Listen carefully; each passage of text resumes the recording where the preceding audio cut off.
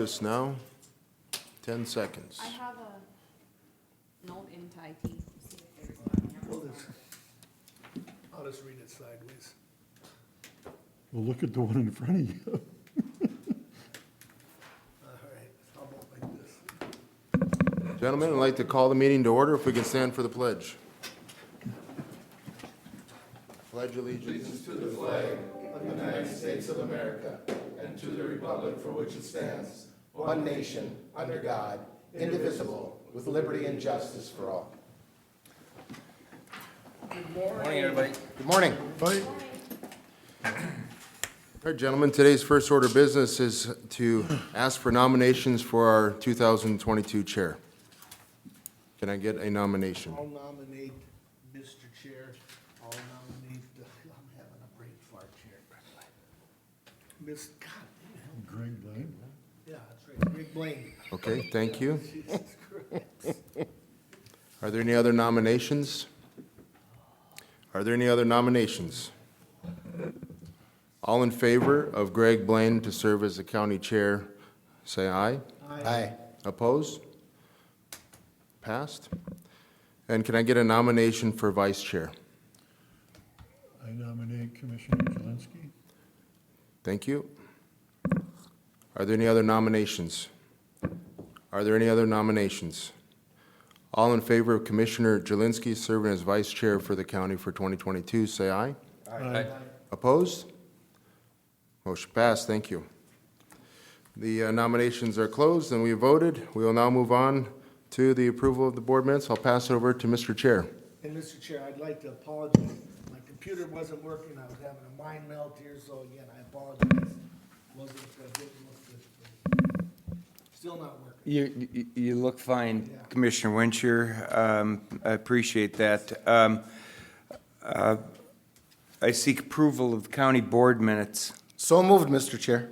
We have a motion by Commissioner Jelinski. Do we have a second? Second. Second by Commissioner Lemire. All those in favor say aye. Aye.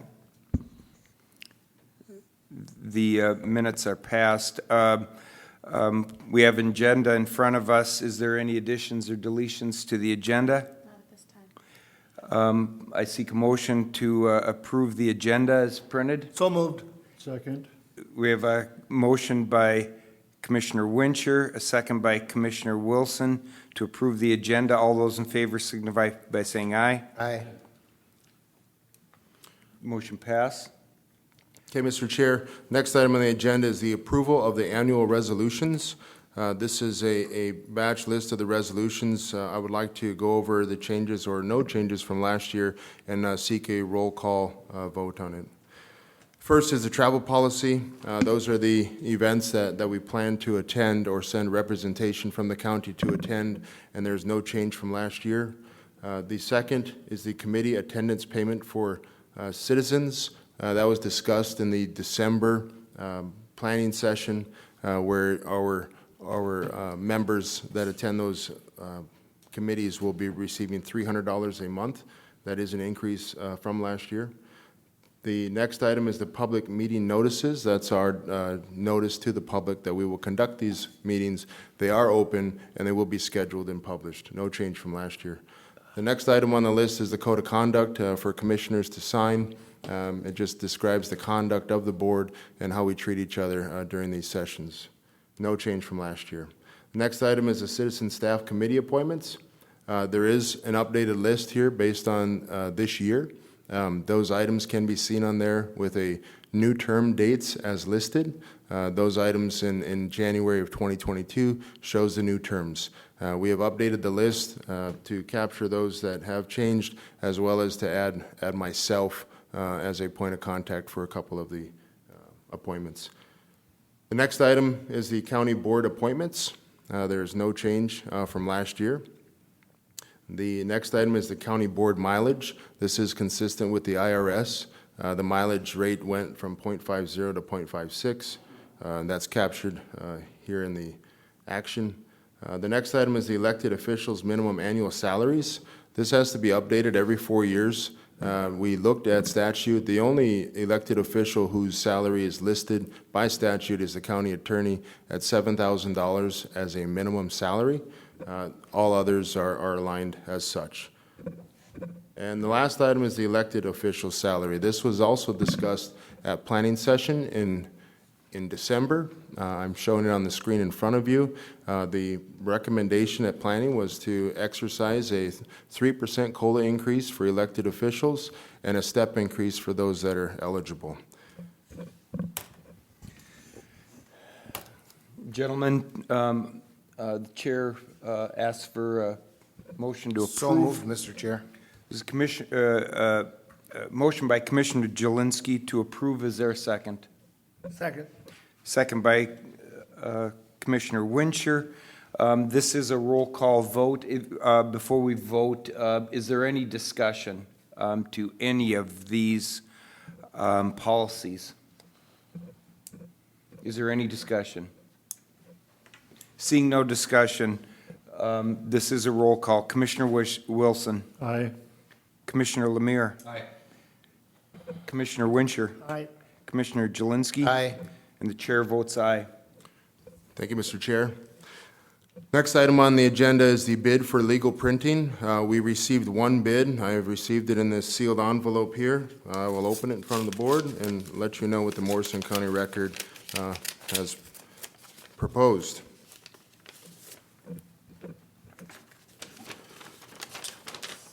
Morrison County Record submits a line rate of 96 cents per line and a display ad rate of $7.99 per column inch. Last year's rate was 93 cents per line, so that's a 3-cent increase, and a $7.76 per column. That's a 23-cent increase. This was our only bid received for publishing in local government. Can I get a motion to approve? So move. A motion by Commissioner Wilson. Is there a second? Second. A second by Commissioner Lemire. Is there any discussion? Any discussion? Seeing no discussion, this is a roll call. Commissioner Lemire? Aye. Commissioner Wincher? Aye. Commissioner Jelinski? Aye. The chair votes aye. Commissioner Wilson? Aye. Motion prevails. Thank you, Mr. Chair. Thank you, gentlemen. We'll now, next on the agenda, we'll go to the Health and Human Services. Good morning, Brad. Good morning, Commissioners. Good morning, Brad. Happy New Year. I have a couple of items this morning. The first item is a request to replace a person who is retiring as of March 31st. This is a Min Choices assessor. They are responsible for determining eligibility for most of our programs under the waiver. These positions continue to be growing in terms of the number of assessments they're doing. They're averaging about 20 increased assessments per year, and so this is a position that is still needed. Make a motion to approve, Mr. Chair. Motion by Commissioner Lemire, second by Commissioner Jelinski to approve. Is there any discussion? Any discussion? Seeing no discussion, all those in favor signify by saying aye. Aye. Motion carries. Thank you. The second item I have is a approval of a contract between us and Lake County for backup food, beverage, and lodging licensing. This is a requirement under our delegation agreement for both us and any other counties that are a delegated authority.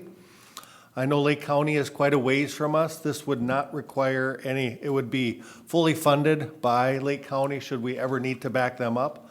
We also have backup contracts with Mark Anderson, a local individual, Horizon Health, which is out of just south of Alexandria. And so we are trying to help out Lake County in ever a time of need. We've had these backup agreements for many years. No county has needed them, knock on wood, but it's a requirement under the delegation agreement. So I would look for approval for this contract between our agency and Lake County.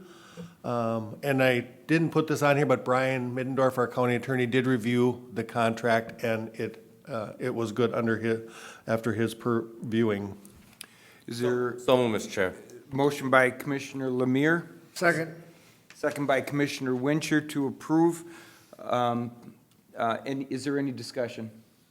Any discussion? Seeing no discussion, all those in favor signify by saying aye. Aye. Motion carries. That's all I have this morning. Thanks, Brad. Thank Brad. you. Have a Hope you good have day. a great new year. Next on the agenda, Land Services.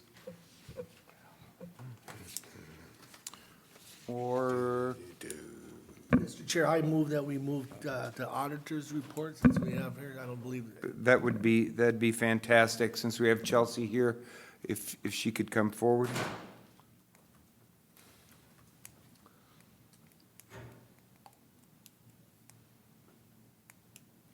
Just moving on too fast, that's why. Good morning, Chelsea. Good morning.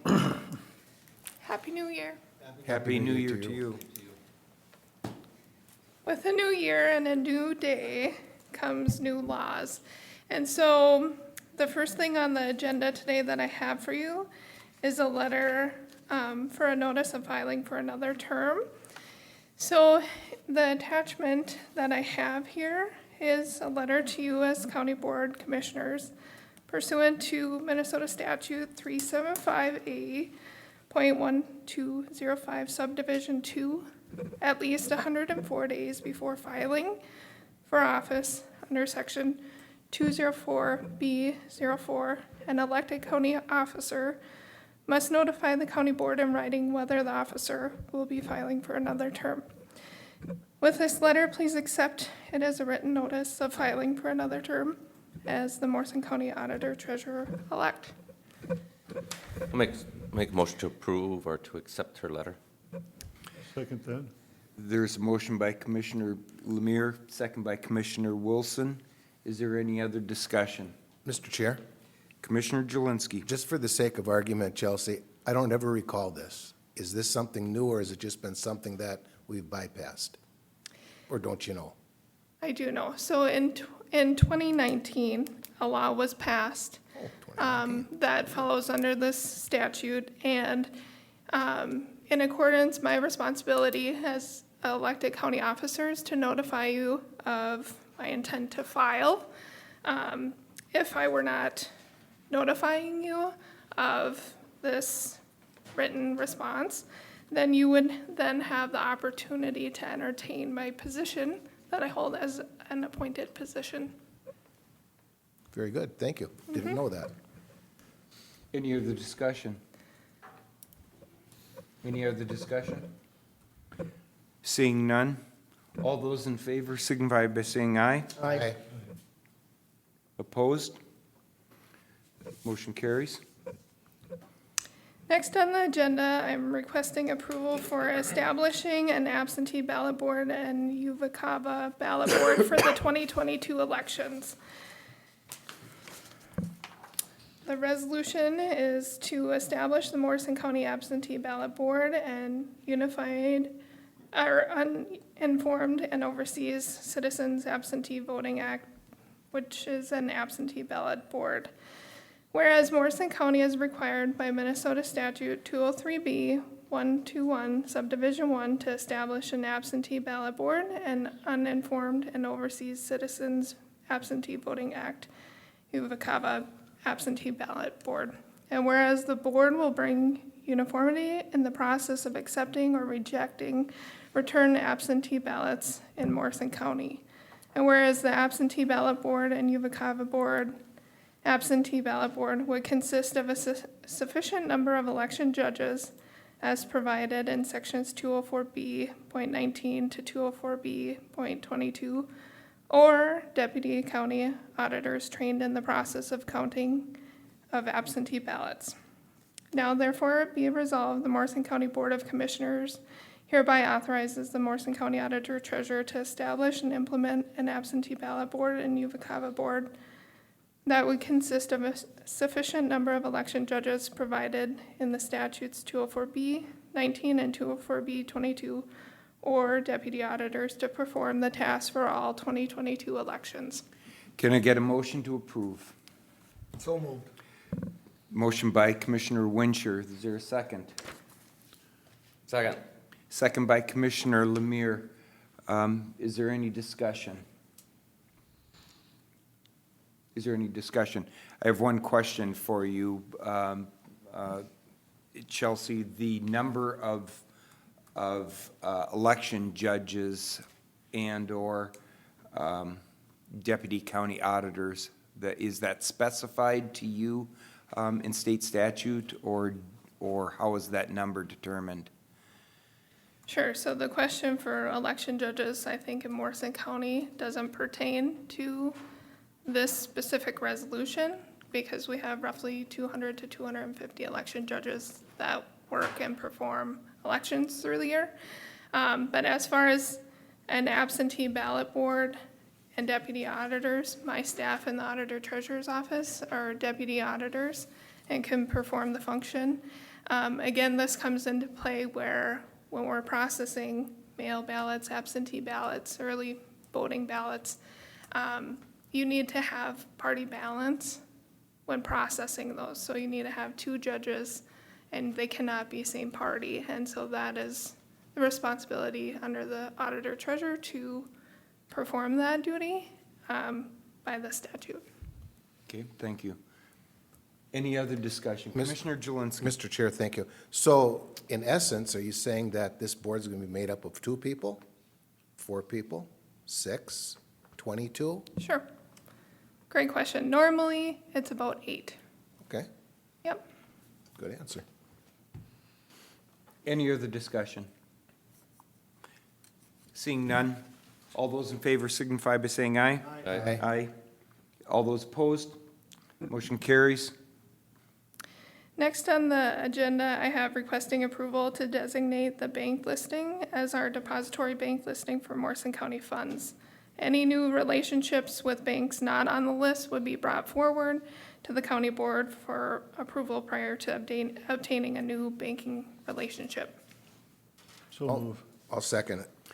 We have a motion by Commissioner Wilson, second by Commissioner Jelinski to approve of the designated depository banks. Is there any discussion? Any discussion? Seeing none, all those in favor signify by saying aye. Aye. All those opposed? Motion prevails. Next on the agenda, I'm requesting approval for the electronic funds transfers resolution, which is the same as last year, and along with the designated appointees, which are the same as last year.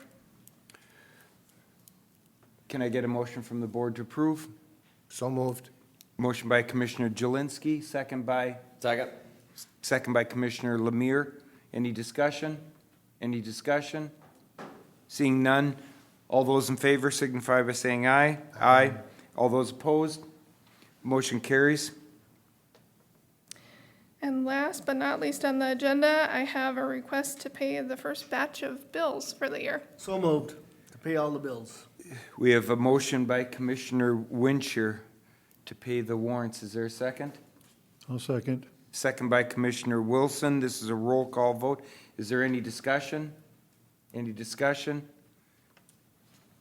Commissioner Wilson? Aye. Commissioner Lemire? Aye. Commissioner Wincher? Aye. Commissioner Jelinski? Aye. And the chair votes aye. Motion prevails. Thank you. Have a great day. Have a great new year. So, we'll go back on the agenda. Amy, good morning, Land Services. Good morning, Amy. Good morning, Amy. Happy New Year. Thank you, you too.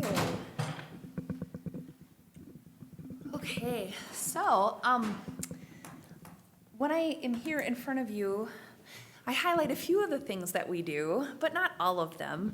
And so I thought it was appropriate to start bringing you kind of the end of the year highlight of land services as a whole, because there's a whole lot of stuff that happens in land services with a pretty small staff. And so I just wanted to go through all of that with you so you have an idea of kind of what we're doing and the volume of work that we have and all of that. So in your packet, you have the PowerPoint, and Matt will follow along with me.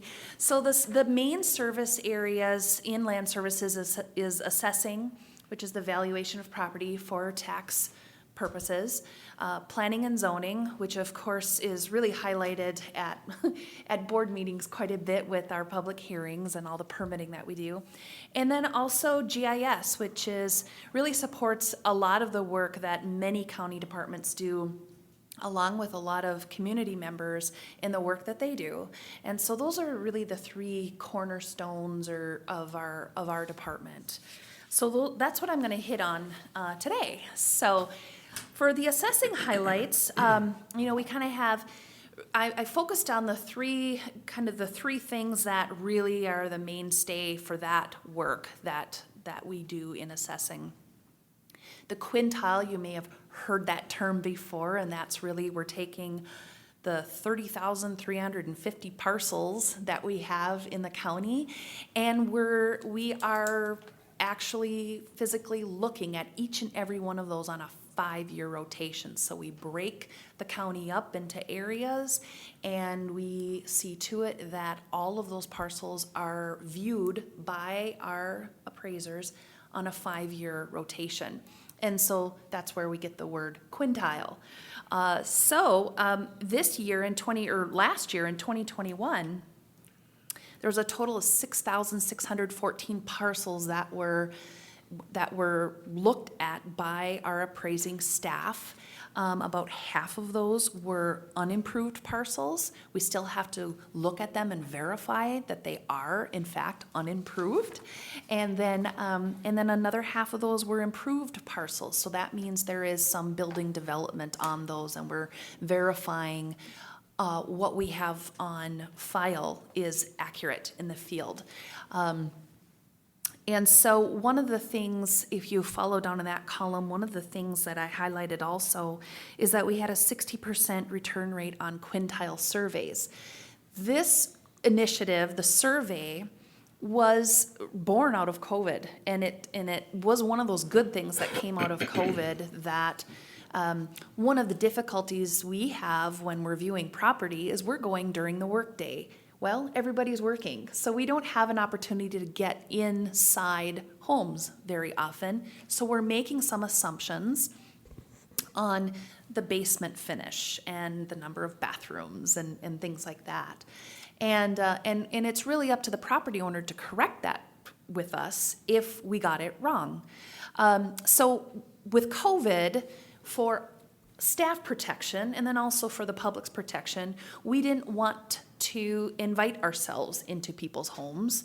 And so what we did is, ahead of the quintile work that we did, we sent out a survey to all of the addresses that we were going to be going to.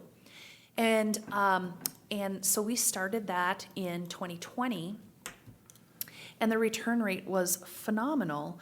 And again, a 60% return rate is pretty great.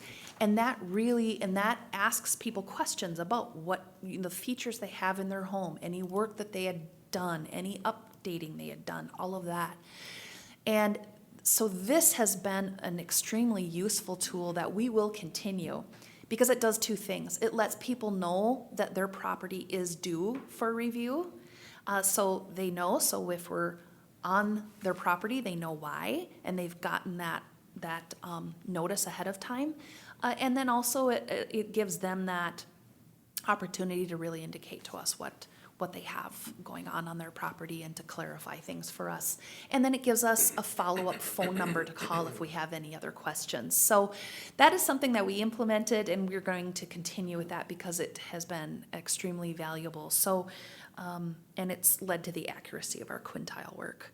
So, very busy, lots of parcels to be looking at. And then in the CAMA system, then we're doing changes and entries to every single one of those parcels as well. So lots of work there.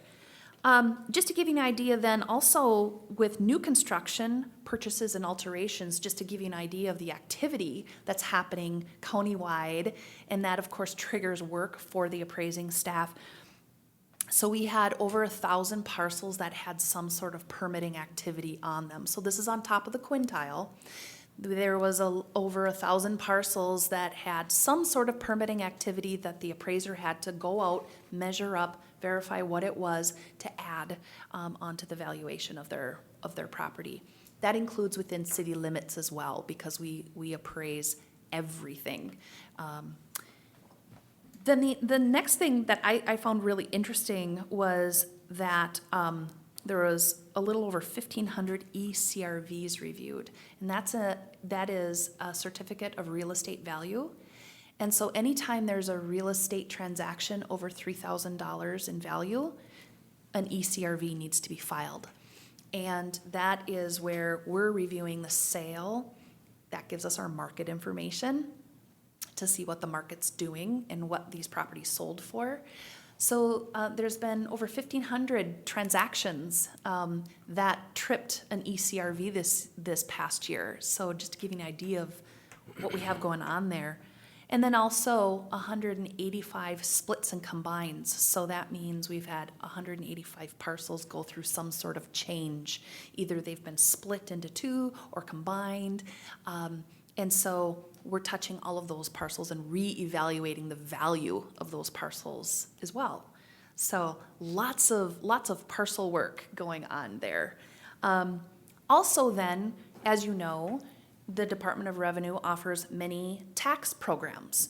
And so you can homestead your property if you're blind or disabled, and then there's several veterans exemptions.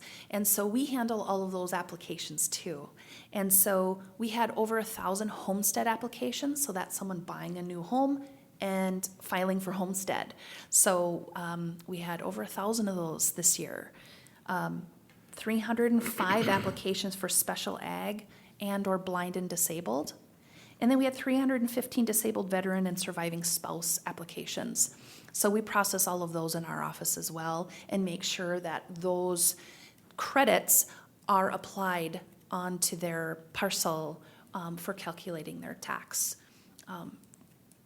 their tax amount. So lots and lots of stuff.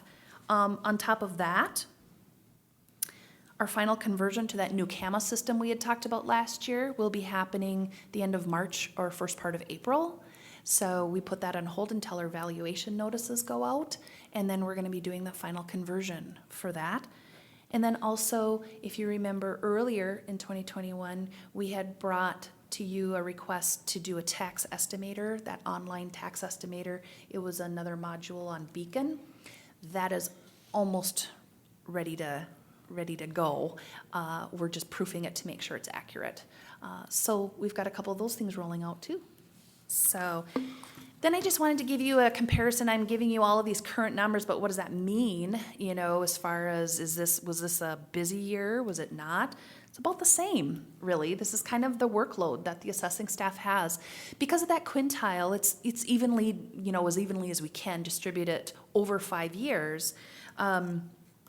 Our quintile work is going to be about the same, with a couple little ebbs and flows over the years. So you'll see on the third line over in the quintile, that's usually right around 6,000-ish parcels is what we're looking at on an annual basis. But then starting on the far left for the applications, we were up this year as far as for homestead applications, some of our veteran exemptions and things like that. I think that kind of tells you what the real estate market is doing as well. So it's a good indicator of that. ECRVs, way up. Lots of transactions. So that tells you how busy the recorder's office was. That tells you how busy the assessor's office was. It tells you how busy the zoning office was. And it tells you how busy the auditor treasurer was.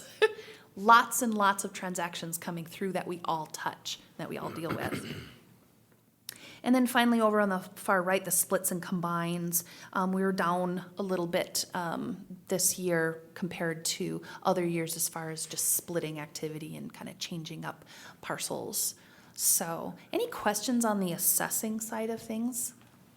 Yes. Commissioner Jelinski. Mr. Chair, thank you. Amy, I'm just curious about the ECRVs. Yes. And I'm just, for myself, to be on the right page. Are we talking about your land is valued at X, and I buy your land for XYZ, XYZ being an increase? Obviously, it was assessed at this, or this, whatever that term is. Market value. Market value, thank you.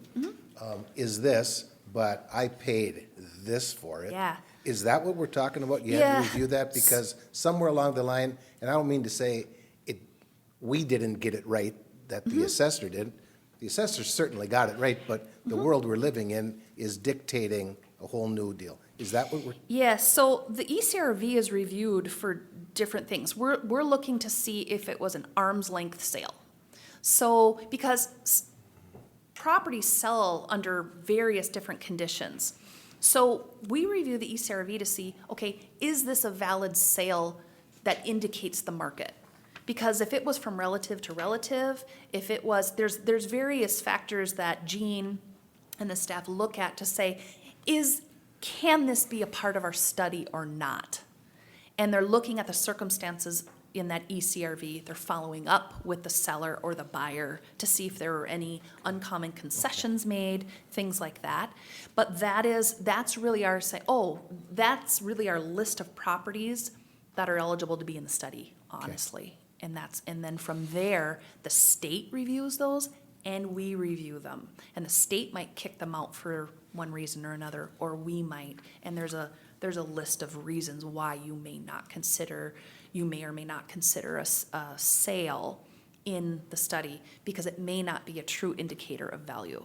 but that may or may not then change the next year Yes. someone else's like property to Correct. increase or decrease? Yep. Okay, very Because good. that's how we determine when we're looking at like properties, then what Jean is looking at is saying, do I have enough sales in that particular jurisdiction to precipitate a change?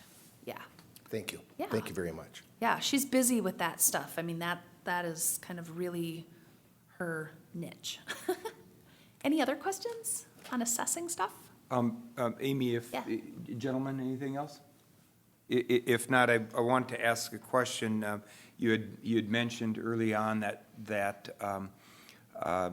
because of the timing of when your assessors are out there, that we don't always get the opportunity to look inside people's homes. But also knowing that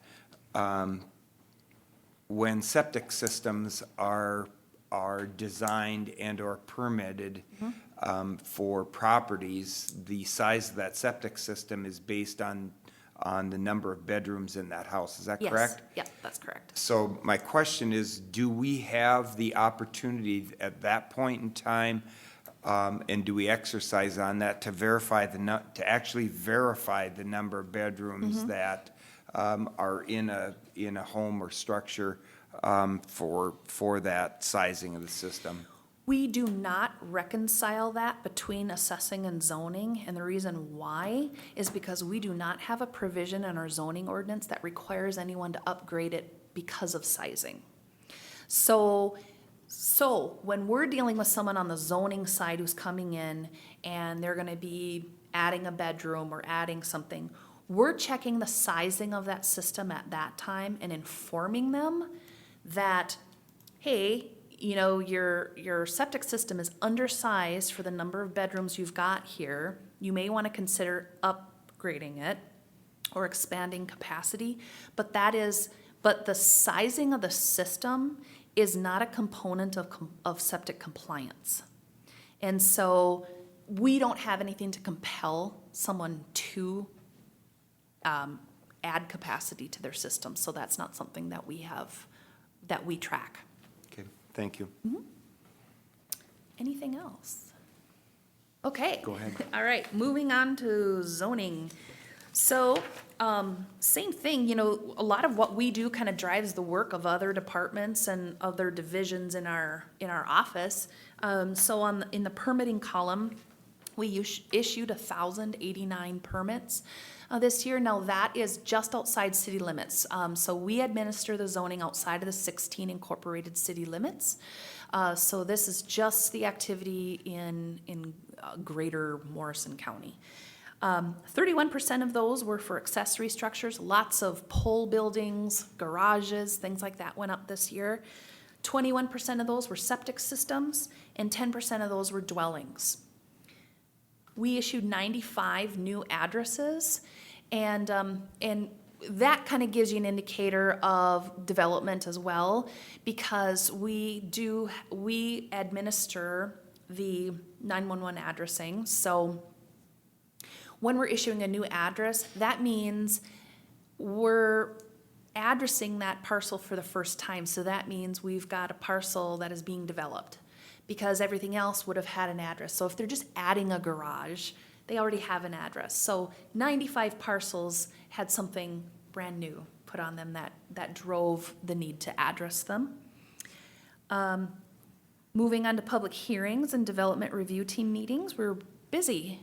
We had 89 agenda items for our development review team, so we spoke with 89 different individuals that were proposing something that was going to require a public hearing. 68% of those discussions were about variances. Out of that, we ended up with 54 public hearing agenda items, so we had 54 individuals or property owners come before the PCBOA, and 72% of those were variances. Complaints and violations. This is the one that keeps us really, really busy. Busier than you'd think. But we did get 104 complaints, so 104 different properties that we were working on. And those are valid complaints. Those are ones where we actually have an open file on. We closed out 26% of those in 2021. So we're carrying over about 75% of those complaints into the new year, and then we're gonna get more complaints. That kind of tells you that our process is long, it's tedious, and if we don't have the cooperation of the property owner, it gets even longer. And so, and I just wanted to highlight that just because I know some of you get calls from neighbors wondering why things are taking so long, why this and why that, and I think that gives you some insight. Number one, the volume of complaints that we have, and then also we really are beholden to the property owner to cooperate with us to be able to close these out. And so, yeah, so I just wanted to give you an idea of kind of how that works. And we've got 5, including myself, 5 staff that deal with all of this. So it takes some time. The other thing that I wanted to mention is the Enchanted Lakes area was really, we had a lot of complaints up there. In the spring, we will be doing a sweep of Enchanted Lakes, so we probably, when I come back to you next year, we're probably going to have a really high number of violations, because that area has been an issue with unpermitted buildings, junkyards, things like that, and so we're going to systematically go through Enchanted Lakes this spring, and it'll be a concentrated effort. So that'll be something that'll be keeping us really busy in the spring. So, Feedlot. 47 feedlot inspections were done. Our delegation agreement requires that we do at least 7%. That is 46, so we were A-okay with that. 74% of those feedlots that were inspected were compliant.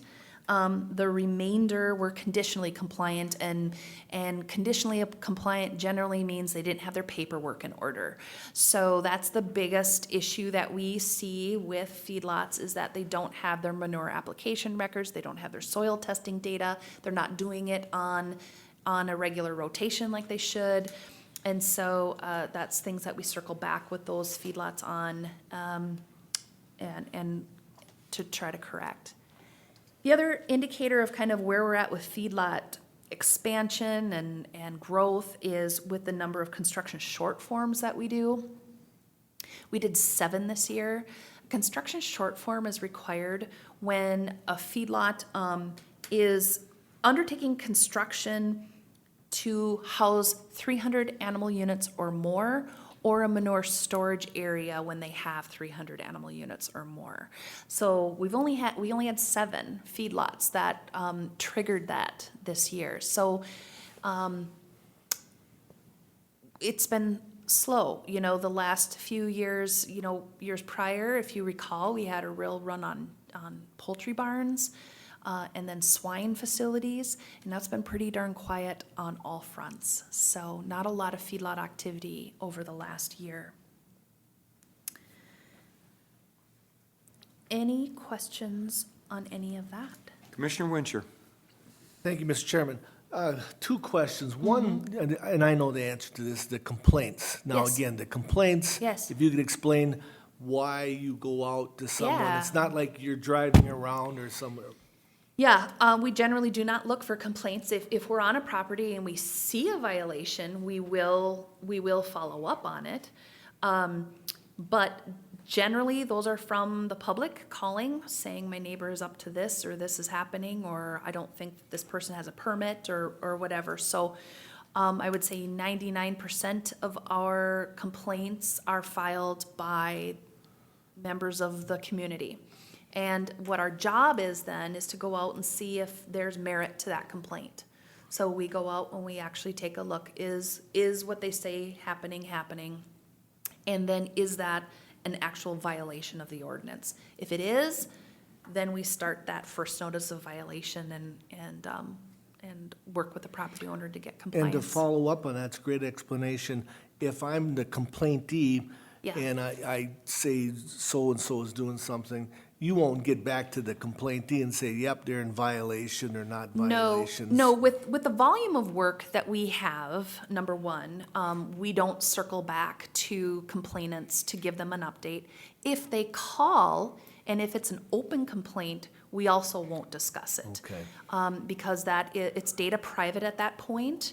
The ins and outs of that are data private until that complaint has been closed out.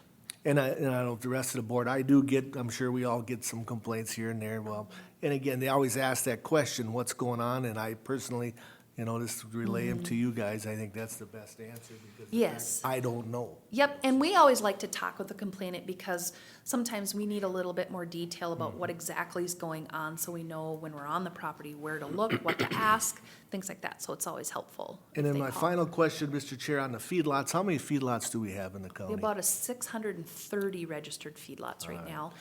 Those numbers, we just did all of the registrations, and those numbers are being kind of shaken out with the MPCA. So early 2022 now, they will come out with the new updated list of how many registered feedlots each county has. But that's right about where we've been. And I wonder, what designates a feedlot? If you have 50 animal units or more, you need to register. 50 chickens? No, 50 animal units, I- yeah. So that goes on a 1,000-pound scale. So one animal unit is like 1,000 pounds. And so chickens, one chicken barn, we're not going to get up to needing to being a tier 2 feedlot, which is 300 animal units or more. But yeah, but you need to register when you've got 50 or more. Thank you. Mr. Chair? Commissioner Wilson. Amy, on our variances, Yeah. is that number high or low compared to other counties? Great question. As far as like the number of variances or, Percentages? I mean, I know, if I'm not mistaken, when we start getting a lot of variances, Yeah. then don't we kind of look at our rules? well, if we get a lot of the same kind. Yeah. Lots of variances don't really mean anything on their own. If we're consistently, what we watch for is if we're consistently getting the same ask and the Board of Adjustment is voting the same way every time, that's when we need to be looking at our ordinance. And so we're always keeping tabs on those things. In one of those, for example, when we rewrote our shoreland standard, about 2 years ago now, one of the things that the Board of Adjustment was consistently approving was a change in roof pitch on a nonconformity because they just simply needed to replace the roof and needed to change the pitch. Those were consistently being granted. So now in our ordinance, we allow it without a variance. So those are the things that we take care of in our ordinance when those things present themselves. I would say when we look at the number of variances, that will vary from county to county. And I think in your counties that have more lake country, you will see more variance requests. Am I right in the fact that once your property is non-conforming and you have to have a variance, then any time you do anything, you have to have a variance on that property? If your structure is non-conforming for some sort of setback, yes. Yeah. So no You will matter if always you be put in a steps on variance the front, you're situation. gonna need a variance to do that. Well, steps are different, because you can have ingress and egress out, but if you wanted to put a deck on the front, if you want to put an addition on the back, yes. Okay, thank you. Further discussion? Please All right, continue. yes, so then, just a 3-year comparison on the zoning side. On the far left, you can see permits. We're up, it's been a really busy year. Not so many homes, but lots of sheds and storage buildings and things like that have gone up this year. As you can see, our addresses, a lot more development, more people are buying properties and developing them than before. Development review team meetings, again, we're up. Really busy. From a development standpoint, we're just really busy. Public hearings, we're up as well. We've had, I would say our ratio has been about the same as far as for our public hearings being either planning commission or variance. We're always busier in the variance department than we are in the CUP, IUP department. And then feedlot construction short forms over the last 3 years, it has been fairly quiet on the feedlot front as far as not a lot of expansion, not a lot of new facilities going in compared to years prior. So that's been pretty darn quiet on that front. All right, ready to move on to GIS? Okay. So GIS, really is a resource for the whole community, and people use this data in lots of different ways, and so I think it's important to highlight it. So we had 46 data requests, and that is usually taps our GIS coordinator, the auditor treasurer's office, and then also our assessing staff, because usually the data that they want is parcel and tax data and things like that. They want, some of that demographic type of information, and so those asks usually involve all 3 areas to pull those together. Depending on who's asking and what they're asking for, triggers whether they have to pay for that data or not. So of course we did a lot more unpaid than paid. And there is some state statute in what data we have to provide at no charge and what organizations and agencies we must do that for. So again, those 185 splits and combines that the assessor handles and the auditor treasurer handles and the recorder handles, GIS also handles those. So we all touch those. That drives our work. The Beacon statistics, about almost 180,000 visits. It's about 15,000 visits a month and about 500 visits a day. So, of course, a lot of that is county staff, but there's a lot of people that rely on that information for the work that they do in the real estate, especially in the real estate, business. We have a lot of people that have subscriptions to log into Beaconing to get expanded information. So it is very used.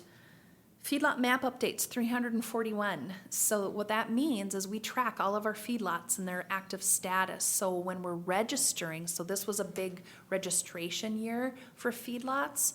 And so on a 4-year rotation, feedlots need to re-register with us. They need to say, this is where I'm at, this is how many animal units I have, this is what's changed. All of those then are processed by our feedlot officer. But then we also keep tabs on those on our maps because, of course, as we're going to discuss with the Ag Zoning District, we have setbacks that need to be managed, I guess, from feedlots. And so we need to keep track of where those are and what their active status is. The Cova Dashboard was a big one this year. We partnered with Health and Human Services to furnish this information to the public. So that was a partnership between Land Services and Health and Human Services. They would provide us with the data, and then we would update that dashboard and keep that current. So lots of people relying on that to make some decisions on kind of where they're gonna go with lots of different things, school districts in particular. So, yeah, 42,000 views. So lots of people are relying on that and keeping tabs on that. And then anytime we have a public hearing and we have a condition that comes out, we map that. That's how we keep track of who has what conditions do they have, and when do we need to go visit them. So that is something that Brad also helps us out with, and we map all of that, and then that generates a report as far as, okay, what properties do we need to get to verify that they've actually followed through with the conditions that they were assigned. So we rely on GIS for lots of different facets of our work. Any questions on that? Mr. Chair, I have a question. Commissioner Jelinski. Amy, Yeah. when we were in the height of egg barns, Yeah. be it what it might be, we were also in the height of a discussion as to where does the manure go. We have talked about on many different occasions on tracking that. Yep. Which might sound kind of corny to Yeah, a no, we lot of do. people. But do we have Yes, that we do. actually tracked out Yep, to we do where- map that. So Okay. anytime we get a manure management plan in, then the feedlot officer is working with a GIS coordinator to map those fields. Beautiful. So at a glance, we can see what fields are claimed and by whom. Thank you. Yes. Thank you. All right, and then the last slide I have is also GIS related, and you hear about this on the sheriff's side of things, the Next Gen 911. Our GIS coordinator is working very closely with dispatch and with the sheriff's department on getting our data set up to the state standard. We are lucky enough to have a GIS person that came from 911 addressing and completely understands that. So we are handling, I think, the entire thing in-house. We have not had to contract that out. So this map shows you where we are at as far as progress. And you can see we're just pretty much right where we need to be. We're not ahead and we're not behind. With that, Brad devoted about 234 hours to this project in 2021, and we did receive a little over $10,000 in grant reimbursement for that through the state of Minnesota to help offset some of those hours that were spent. But essentially what Next Gen 911 is, it's a statewide uniform 911 data set. Every jurisdiction was a little bit different. And it was hard to direct calls as far as when calls came in and where to direct those. So now this will essentially standardize that data. And so that's what Brad is working towards, and we're making good progress on that. So just wanted to give you an update on that. And that is all I have to summarize the magic that comes out of Land Services. Any questions? Mr. Chair, if I may, Commissioner Jelinski. that GIS thing is huge, and most people Yeah. don't know what it is or what it really means, but that is throughout the state of Minnesota, and we're very fortunate. We are very to have lucky. someone that truly understands that and is known throughout the state of Minnesota Yeah. for his quality. Yeah, he knows what he's doing. This is just, this is huge. Yeah. I mean, it's a huge piece to that big puzzle. So I really thank you for that. Yes, we thank Brad for that. He's amazing. Absolutely. Other questions? Thank you. Amy, thank you this morning. Yeah, thank Thank you. you, Amy. Much. Next on the agenda, Veteran Services. Kathy, good morning. Good morning, Kathy. Kathy, good morning. Happy New Year. All right, right, so where we're at with veteran services and things we've been doing, just kind of a roll-up of our last year, so we can go to the next one. And, yeah, isn't that pretty? I don't like winter, but my snowflakes. So here's some things that we've been doing in the last year, and kind of just a capture of the last quarter of 2021. One of the things that I took part in was the Women's Retreat in southern Minnesota. And you're like, why in southern Minnesota?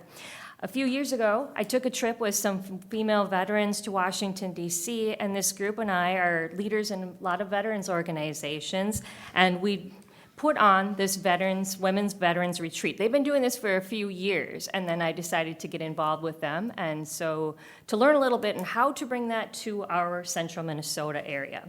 And I was fortunate enough to have my daughter, who is active duty up in Duluth in the military, also partake in this so that she can take the learnings from these events and utilize those in the military currently. And it was really a heartwarming experience. A lot of tears, a lot of laughter, a lot of cool things, and learned a lot and ways to help our veterans in our local area, and especially our female veterans. I've been working with reintegration. So when people come back from deployments, we have a reintegration process. So the National Guard, when they come back, we have different classes and trainings that a lot of people provide. We've decided that we have CVSOs that go to the post-deployment areas where people come back to when they come back from deployments, like whether that's in Texas or wherever, and VSOs will be there. But we're realizing people aren't always listening enough when they're there. They just want to get home at that point. So I've been out at Camp Ripley, and then we have different places throughout the state where different CVSOs will go out and talk to the National Guard and just reiterate how important it is to come see their veteran service officer after active duty and why.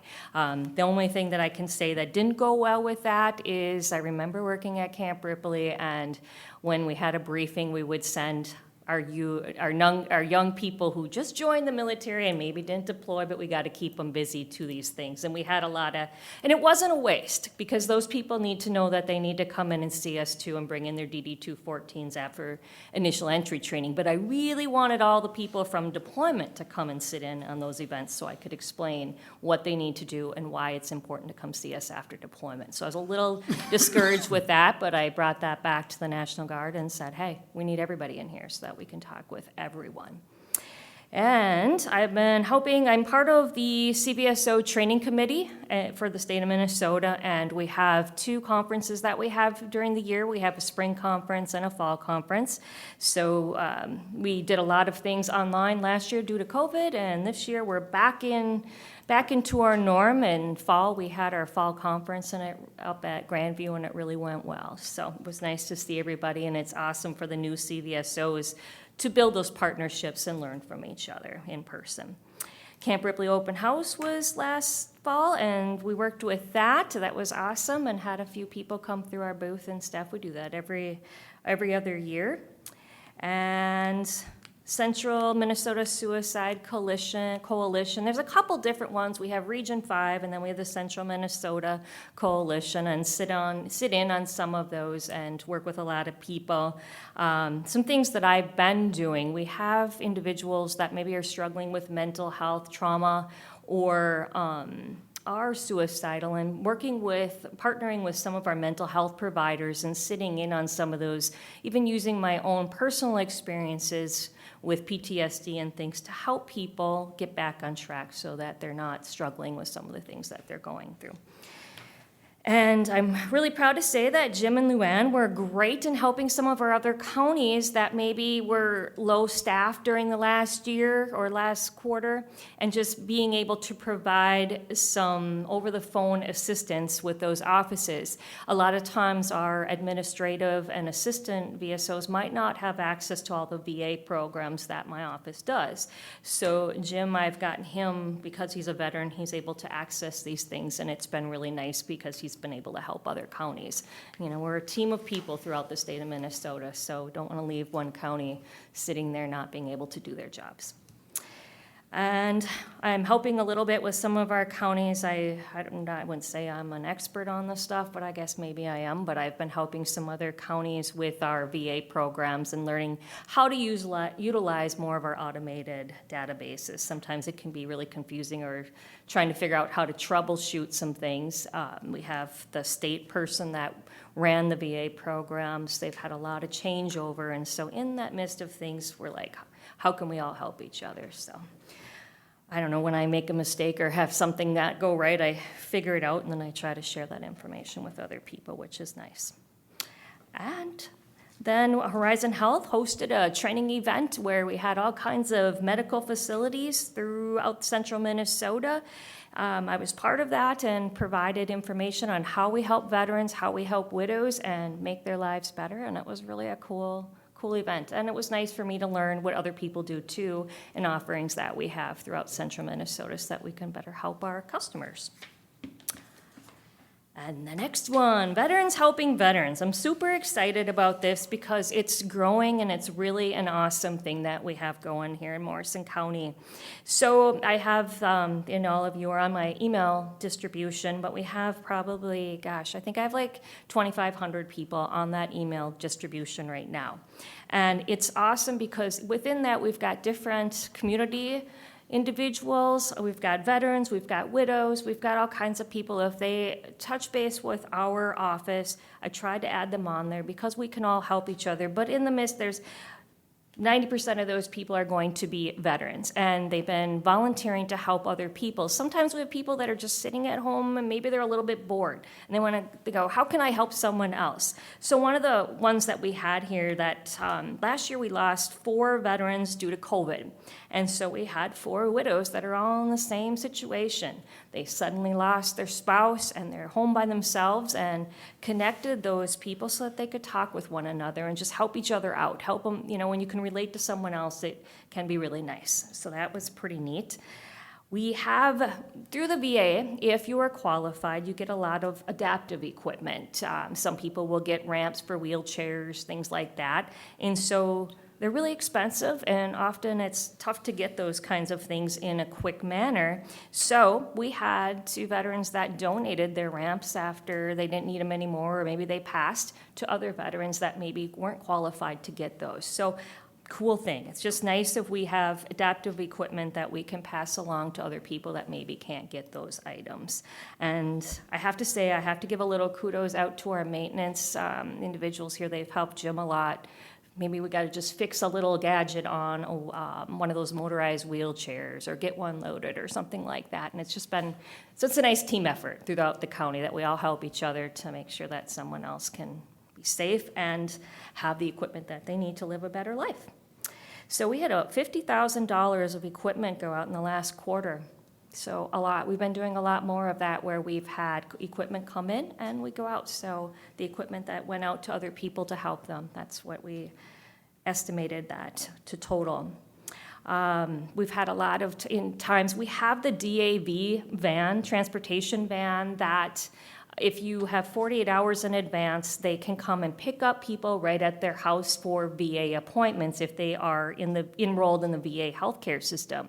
We have people that maybe don't qualify for VA healthcare, or they may just need a ride tomorrow. So I send out emails and ask our veterans, hey, who could provide a ride to someone else? And it's been working pretty cool. The only time we ran into an issue was when we had a huge snowstorm and someone had an appointment down in the metro area. And it's like, what do I do? So they called me at 10 o'clock at night, and I said, no one's going on the road that night. So we just canceled that appointment.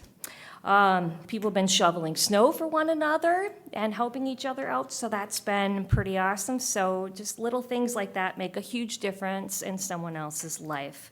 We had 8 veterans that adopted another veteran's family for Christmas and bought presents for their families, and it was really heartwarming and really, really neat. So proud to say that our people are just wonderful in helping each other out. 40 food boxes that went out, and we've had some people that have been struggling with addiction, maybe PTSD, and I've linked up some people that are maybe in that same situation to help each other out. Maybe you have someone who was raped in the military and there's someone else, and maybe they can talk with one another. You go through all the privacy things and get the information, make sure that everybody's good with it and it's kosher, but talking to someone else can be a huge thing.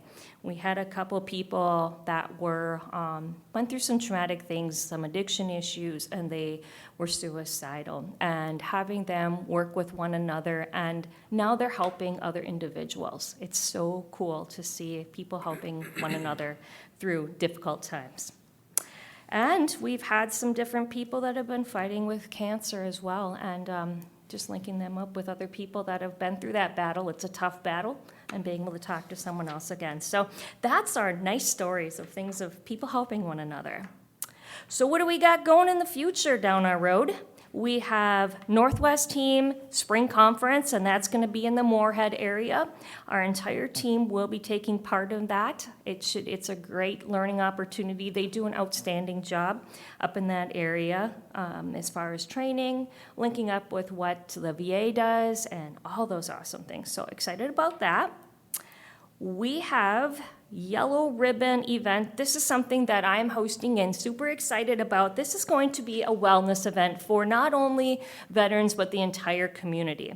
It's going to be over at where the U.S. Bank building used to be in Little Falls. I have some friends from Texas who have bought that and generously given us the opportunity to use the building to bring in people from the community that offer things like acupuncture, mental health, holistic health. We also got things, we're looking for people that physical fitness, nutrition, hunting, fishing, all those things that help our well-being and help us keep busy so that we are happier and healthier. So I'm really excited about it. Hope it goes well, and it's going to be called the Love Event because, of course, February 14th is going to be Valentine's Day, and it's not about the romance. It's about loving yourself so that you can better love other people, keeping yourself happy, loving what you do. So it's all surrounded around that. So I hope it goes really well.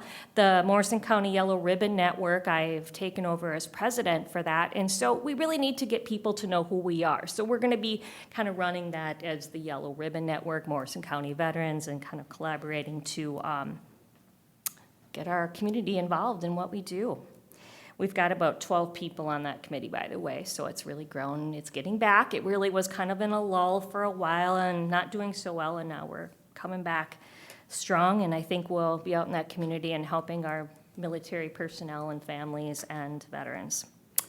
Women's retreat, so I said I went to that retreat last year, and I really want to get something going. I'm going to be partnering with Crow Wing County, Todd County, and Douglas County, some female veterans that work at those counties, to put something together for our female veterans, and just like we did down in southern Minnesota. So I'll let you guys know when I get that going. And just kind of encouraging people to support one another and live a happier life. And then we have the conference. We have another conference coming up in March, April timeframe for spring for the entire state. And then we'll have the fall conference again coming up. And donations. So we have a Veterans Crisis Fund. And we take donations in from our different organizations. Individuals will donate to that. And what we do with that is then we help people, help our veterans who are in crisis. We had 2 veterans last year that lost their homes due to home fires, which is an awful thing. And one happened earlier in the winter, or spring, winter, and then in the fall, winter at the end of the year. So in the beginning and the end of the year, we've had 2 people that lost their homes and everything they had. And what's neat, when we were talking about veterans helping one another, we had veterans that would go out to those homes and they helped each other out and cleaning up the mess and donating all kinds of things, from clothing to tools, all sorts of things that we can do. And we would help with some minor things, whether we were getting them the tools or whatever they needed, we would help, that those funds would go to help with some of that stuff. Mental health exams, what that is, so when someone is trying to get service connected for PTSD or some type of mental health condition, they need to have a current diagnosis, and there is a long sheet of a questionnaire that a mental health provider needs to do. So for those assessments, we've sent, some veterans cannot afford to pay for those. They can be about $200 to $300. And so we will help pay for some of those to help people get into the VA healthcare system and be able to get the help that they need.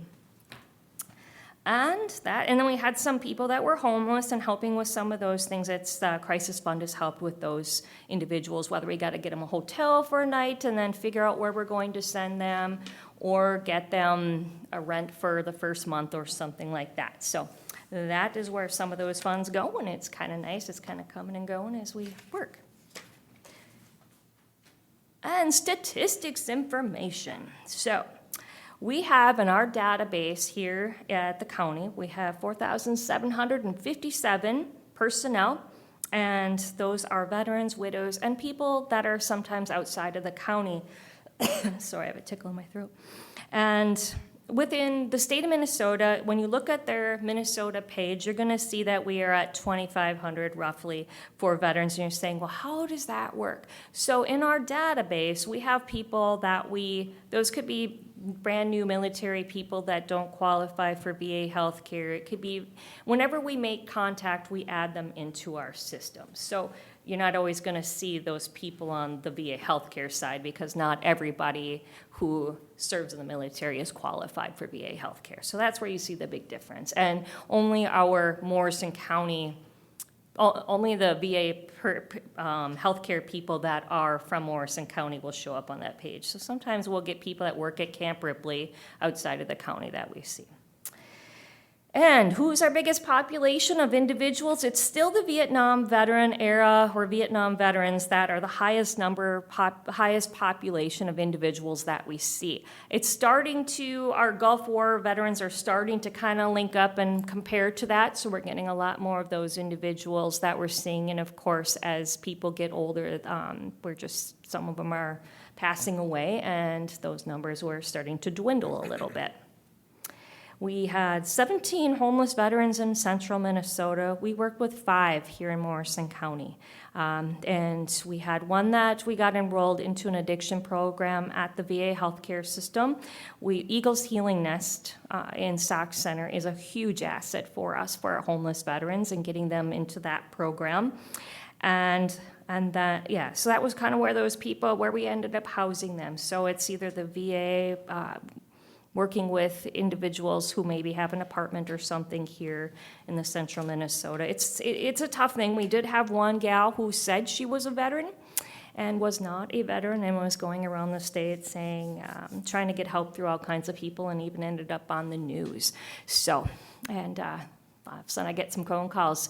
Kathy, she's in Morrison County. Why are you not helping her? And I'm like, and I did help her a little bit. She did serve for a short time in the military. She had some small children, 3 small children, and it was a very sad situation with a lot of addiction and legal issues. But it's kind of tough sometimes that people will do those things. And that's about it. We had state of Minnesota funds. So Minnesota Department of Veterans Affairs has a state program where people get assistance with eyeglasses, dental. This is for low-income individuals. They had a COVID grant last year to help people that maybe weren't able to work, and that's where those funds. So our numbers were down, or our overall cost there, or amount that we got in was down, which is actually good. We didn't have as many people that needed help because they were getting help in other ways. So we've seen a lot more people coming in recently for financial things, and I think some of that's due to not as many people are getting assistance through the state or federal government like they were for a while. So seeing a little more hardships. Any questions that you have? Good information. Very, thank you. All right. And Kathy, just thank you. I know you send us stuff on what you're doing with the veterans, and I appreciate the fact that you do a wonderful job with the veterans in this area, so thank you for that, you and your office. I have a good team, so it's not all just me. Thank Yeah, you. You do. Thank you, Kathy. You're welcome. Have a great day, everyone. Have a good New Year. See you, Kathy. Gentlemen, why don't we take a short break? It's fine with me. I'm good with that. So you went all the time and you figured out. Get figured out, I think. This is set up a little different. What's that? So we need a nomination. Blame it on Shannon. Blame it on Shannon. Are you sure? Yes. Well, I didn't do I the won't first and wreck it. second, but, No, I meant, but what's the motion? When somebody makes a motion? No, approve him as board chair for a year, Okay, here. like to appoint him as board chair. Motion in the second, and then the motion passes.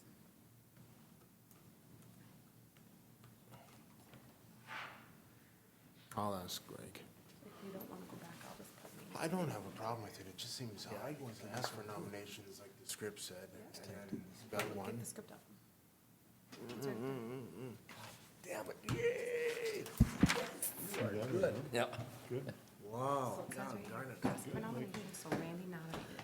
Oh, I got Call some for it other. 3 times, 3 more nominations, So how'd you figure that out? then a Just second to cast. Where's it say Now that? you have it there. type here to sit. They put it on mine. No, we cast the unanimous And that ballot popped and right all up. said Yours didn't have that Well, before. how do I reflect that? When it was in the portrait position. We can just leave it. I wanna make it right, cause somebody else might be smarter on it than I am, and then they'll say that we're non-compliant or something, so. I don't, So, do you think I messed that up, Mike? After the nomination was made for Greg, did I need a motion then to have him serve as the chairman on the board, and a second, and then a vote? We did have that, Randy. I didn't ask, I got a nomination, but then Tabitha's saying I gotta come back now and say, okay, now can I get a motion based on the nomination? That's fine, let's just do it. That way it's covered. Okay. It seems odd, because the nomination can't be seconded, or shouldn't be. Correct. And that's what I was briefed on. Don't get the But nomination what did, seconded. what did Randy make a motion on it? He said, didn't, it's a nomination, There was no it's separate. motion. It was just a nomination for Greg to be the chair. Correct. And then I asked for it 2 other times, and there were no other nominations, so I asked for a vote. And everybody voted in favor. so we have to make a motion, you're saying? Well, in order for me to reflect the minutes properly, I don't have a first and a second from any of you unless you want me to stick me. But wouldn't that be the same as Randy made the motion, him No, second for it's nomination? different. If you look at the minutes every year, there's a nomination first, and then after nominations are closed, then there's a motion Well, and let's a just do second. it. Let's just do it. We'll just ask the question again. I didn't properly bring you in as the chairman. So I can go sit at the other end?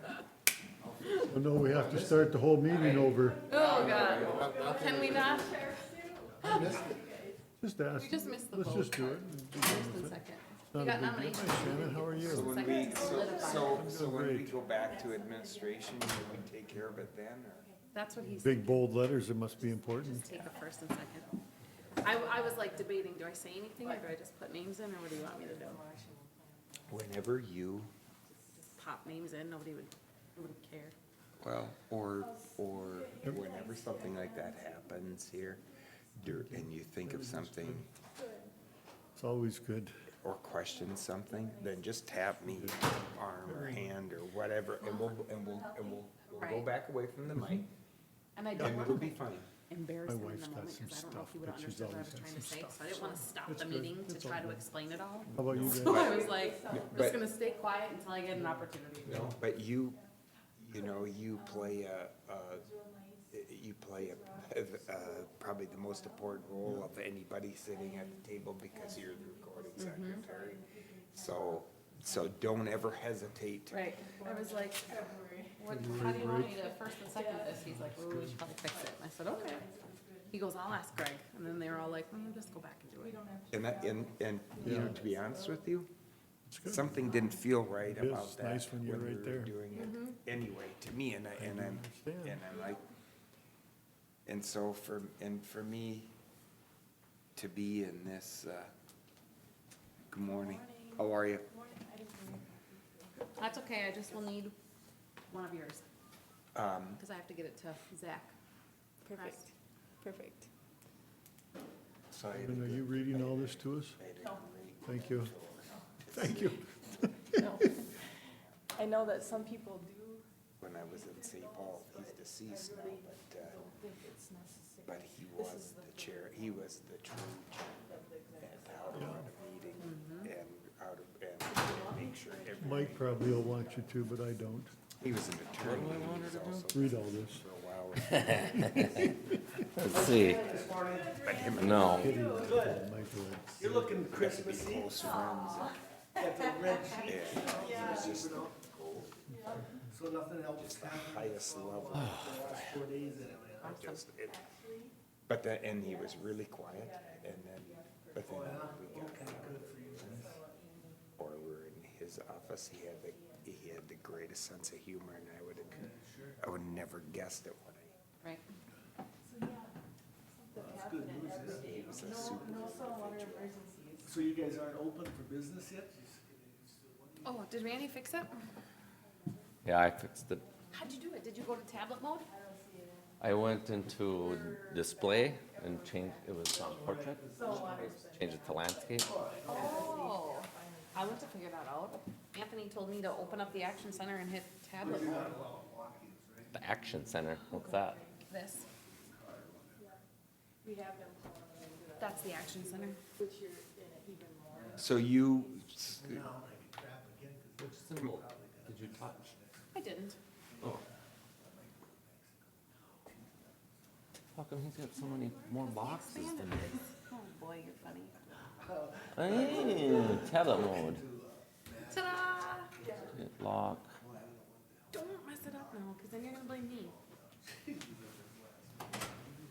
Yeah, see, I don't like that mode. I like this mode. Tablet mode? I don't even know what the difference is. I lose my search engine, that's all. You can run it with your. So you just went like this? Wow. Jeez. I like it. Yeah. You got it? Yeah, I got him. in this room. Yeah, it's because she's I gotta record it. She's the record, and That's different. I don't like tablet mode. as we go along, if there's something that happens that doesn't seem right, which is a question. Tablet mode, you don't have the search engine. It's nice to have that search engine. How do you get black in the background? And we'll figure that out, and it won't interrupt people. Looks like they probably And have then we'll something, address things and go forward. And so if we have to go back during. it was bigger before. Right, then we'll do this. Okay. All right. And Randy, before I unmute, everybody else is tracking, but I messed up the nomination for the chair position, so I'll clean it up in the administrative report. Hey, all I know is Commissioner Lemire got my computer going. So Well, then, That's so the that's main what threw us all off. Good, yeah, he's it's good. like, wow. He's happy. Okay. So gentlemen, I'll call the meeting back to order and we'll pick up on the agenda now with Soil and Water. And Shannon, good morning. It's nice to have you here with us. Thanks. Good morning, Mr. Chair, the rest of the board. Happy Morning, New Shannon. Year. Morning, Shannon. Happy New Year. So the agenda item I have here for you today is something now that you have seen 2 other times, which is a memorandum of agreement to enter into the planning phase of a One Watershed, One Plan for our Mississippi River Brainerd watershed. On the very last page of this agreement, if you'd scroll all the way down to the bottom, Matt, is the map. So it's on your back side of your printed copy.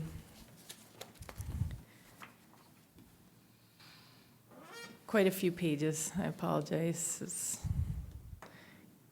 There we go.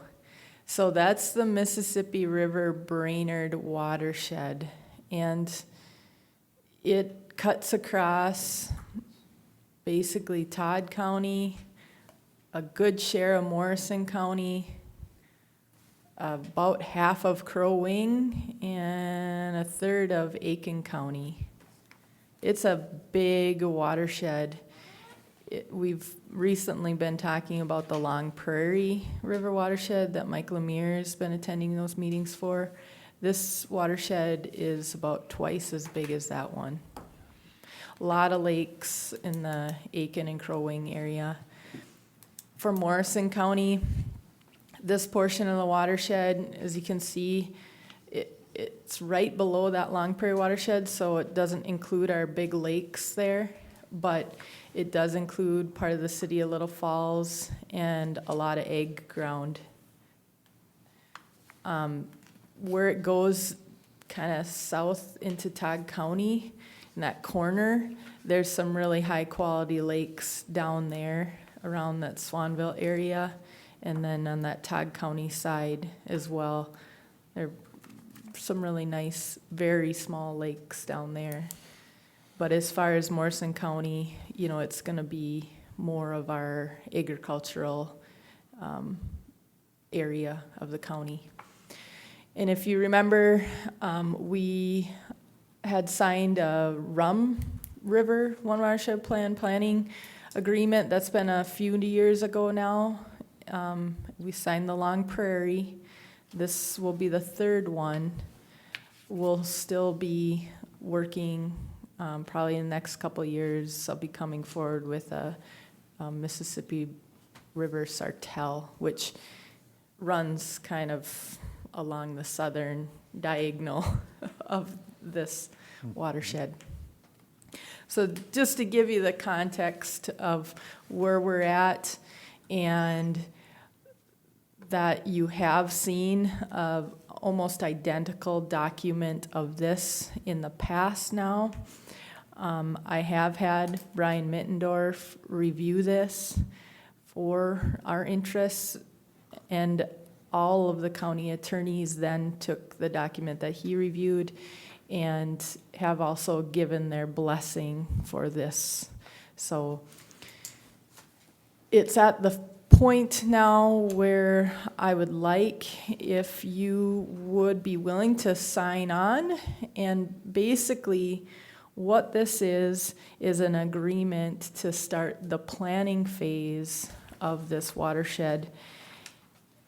That means getting together, having some meetings, having a policy member from the county board and my soil and water board attend those meetings, and then a staff such as myself or other technical staff meeting to discuss the details of the plan.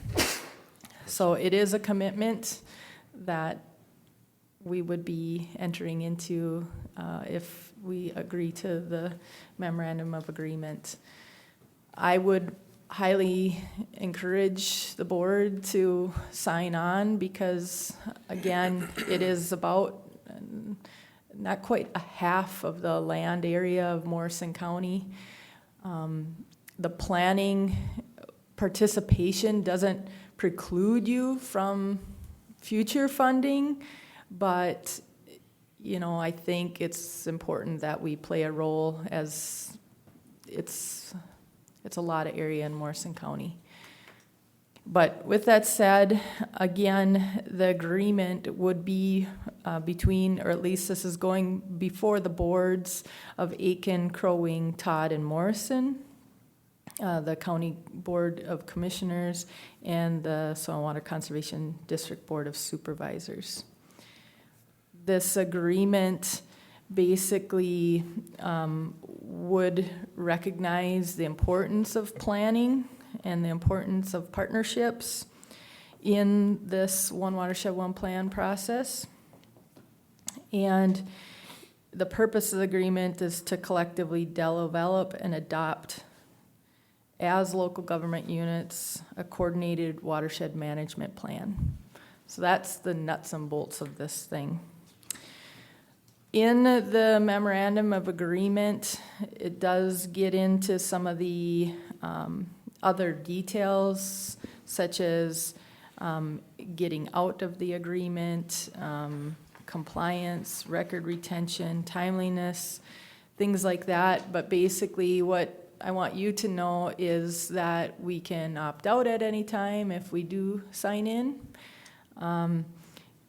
We would be looking at potentially having other entities come on if they do ask to come on.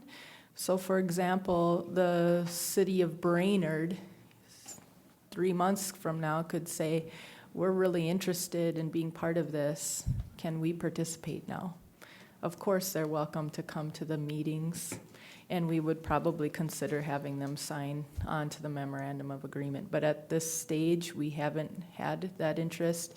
and are just proposing it to you guys and the other counties. This also goes over the committees, which I briefly mentioned, and the roles that each of the partners in the plan would have. Now, this is coming on the back of what the MPCA has held as a planning process. Historically, it's called the Watershed Approach, and it's something that we have just finished up with this watershed, so this is a really timely chance to kind of ride on the back of that. I've worked very closely with the other partners from the other districts on that planning process.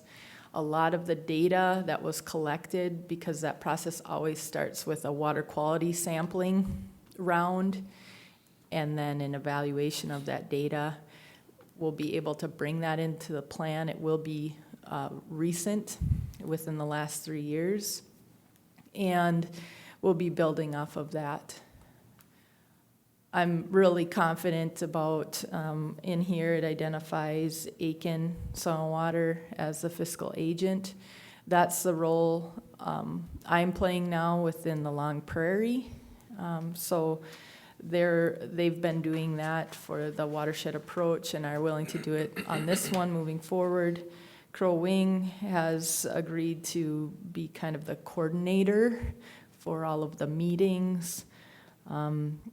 I said I would be willing to do outreach, which just means at the end of the day, there is a public component to this process. We'll have to hold a kickoff, and we'll have to get stakeholder input throughout the process. And at the end, when the plan is developed, there will be a final plan review and public comment period. And so we would make sure that all of that is held properly. And then, of course, the public notification would be Crow Wing County as well. So without reading through this entire document, which I probably could have in the time now I've spent talking, that's a summary of it. And again, I would be happy to answer any questions. Mr. Chair. Mr. Chair, I'll make a motion to move forward with this for more discussion. Second. So we have a motion by Commissioner Winchester, a second by Commissioner Lemire to enter into a memorandum of agreement with the Mississippi watershed. One plan, one watershed. Gentlemen, discussion. Commissioner Winchester. Thank you, Mr. Chair. Again, I'm assuming, Shannon, this is kind of like we're on Rum River, we're on the Long Prairie watershed. This would probably be kind of in the same road as far as this agreement goes. Exactly. Okay, so moving forward, and Shannon knows my position on this and she brought that up, where some county or entity can go into this process, whether it's a month, 3 months, 6 months, and get involved without getting involved right now, where these 3 or 4 counties are gonna be doing a lot of the work, but yet now if there's money to be had, then they can get in and put their hands out. So, and with these other, with Rum River and Long Prairie, we've had a couple, especially the Rum River one, where they want to be involved, but they don't want to be involved. They just want to say, okay, put us on, but they don't attend any meetings or anything like that until maybe some money comes out. And that's what kind of bothers me. If you're not in it from the beginning, why are they letting it? But that's another, or ordinance that they have here, but it does do a good thing. I think Rum River, I think Dale Shaw, I know he does a great job. I know Bill Faber does a great job, and I'm sure Commissioner Lemire will be doing a good job too. So it's important, but again, I'm not. It's over my head. but again, it's a learning process too. Just want to be, It so is. Commissioner Lemire is not going to learn that overnight, so there's a lot involved. So it is, and I say, but again, this agreement is pretty much the same, and I would vote yay for this one, so. Other discussion? When will this process start? So we have received funding to start the process. It's just a matter of when everyone is willing to come together. I did have the Soil and Water Board sign this agreement. They signed on at the end of November. I was tied up in December, so I apologize for not getting to you guys sooner, but I'm anticipating probably February, March kickoff. Okay, thank you. So, Shannon, if I may ask then, so if the board this morning approves of entering into this agreement, then we would be enacting our participation from the planning stages, from ground zero with this watershed plan. Will it be also necessary then to designate a representative other than what you have here, where yourself and Ms. Kowalczyk from Land Services are already named here? Can you comment on that?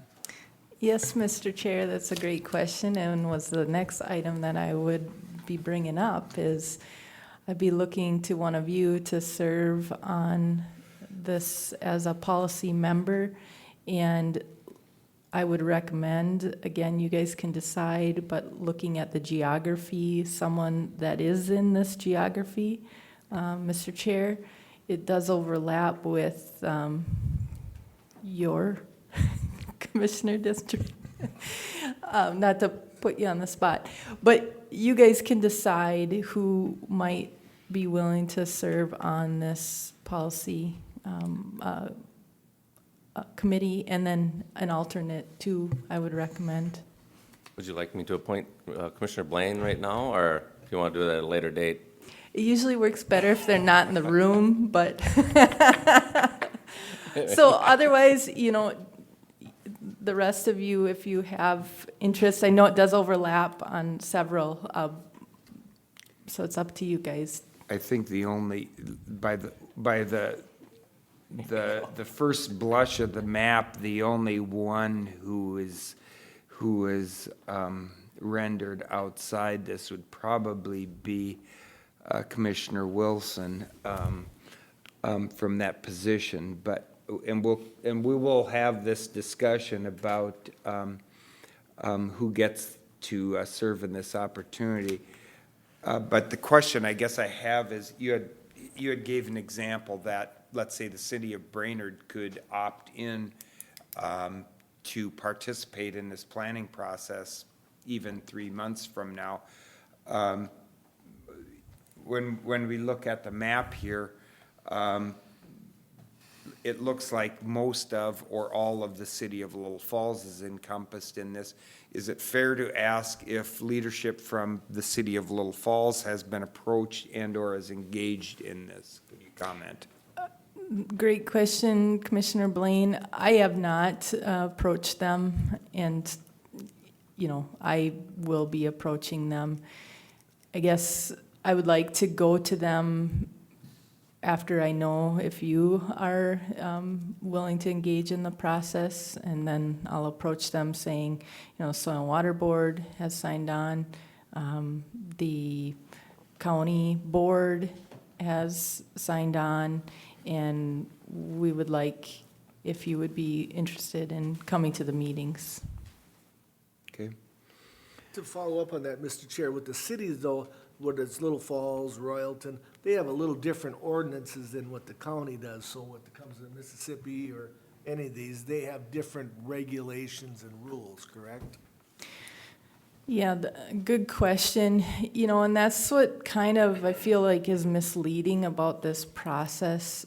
So what it's doing is watershed-based planning, which has traditionally always been held by the counties.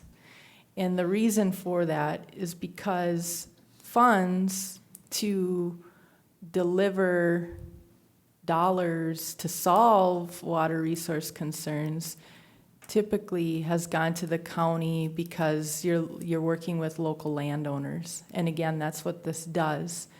Cities have a little bit different funding mechanisms. So if the city of Little Falls wanted to update their wastewater treatment facility, they wouldn't come to this planning process to say, we want to make sure that we're in here so that we get that money. Well, no, because they have a totally different route for getting money. At the end of the day, what's determined from this plan and what gets implemented for money will come from the Clean Water Fund. And again, typically that goes to local units of government such as counties and water conservation districts. So to answer that question, like in the Long Prairie, there has been the county or the city administrator has been attending the meetings, and he's brought up some different infrastructure things, and it's been pointed out to him, you know, the dollars that you would need to do that are through a completely different funding source. You could list it in here, but it doesn't necessarily mean at the end of the day it's going to help you at all. And that's confusing, right? Mm-hmm. And misleading. Like the city of Flensburg maybe, has a huge land area. Maybe they could come to the table and say, we really want to make sure these two landowners that we really have had problems with and their ditching systems and their outlet for their wastewater treatment facility, that might make a lot of sense. But ultimately, as you guys know, there's other funding mechanisms for cities out there. Thank you. Yeah, that was a really long answer. It was a great explanation. Yeah, it is. Okay. It's, further discussion, gentlemen. Commissioner Wilson. Am I correct? None of this is in my area, right? The watershed? Yes, correct. Like Right. Mr. Chair said that you're off far enough Yeah. out east Rum River's that you're not, Rivers in my- you, this is probably more. but yeah, it does touch on all of you guys a little bit. So I didn't want to disappoint anyone if you do want to be appointed by saying Mr. Chair would be a good recommendation. Because here's the other thing to keep in mind with that. The next watershed will be, like I said, in the Mississippi Sartell, which runs the whole gamut along here. So That would be mine. Commissioner Wincher. it would, yeah. Well, no, but I'm just saying, Take note of that. well, I know that, but, that would be starting like in Royalton, going to St. Cloud. So the Mississippi, the one that the new one that may come about. Yeah, I probably would be more apt to be on that one because I'm on the Mississippi Headwaters Board. Well, and as you notice, this doesn't coincide with the Mississippi River because the Mississippi River runs right through the middle of both of them, oddly enough. But Mike, what I'm imagining too is you're going to probably get pulled in with Rum River stuff still yet too. Yep. Because we did have such a smaller area in that, we were giving updates through Dale, but that still is going to be moving forward and we'll need a And participant. I'm willing to go to any of those as soon as you notify me that you want me to. You guys have been super, and I realize it's Shannon won't let you forget. Yeah. it is very technical, but the reason the state is encouraging us to do this is to pull in county boards into the process. Not all county boards have been as engaged in water planning as you guys have, and even so, it's upping that game. For me, some of this stuff is over my head because you're hiring consultants, they're running data, they're running models, and it's a whole skill set that we don't have in our office. I mean, there's no need for that investment. So, gentlemen, further discussion? Mr. Chair, what's the motion that we actually have on the table? Commissioner Jelinski, there's a motion and a second to move forward with the memorandum of agreement. Period. To enter into a memorandum of agreement that is before us. Any other discussion? If not, all those in favor signify by saying aye. Aye. Those opposed? The motion prevails. Now, you have a second issue to discuss with us. I brought some straws, if you want to pull.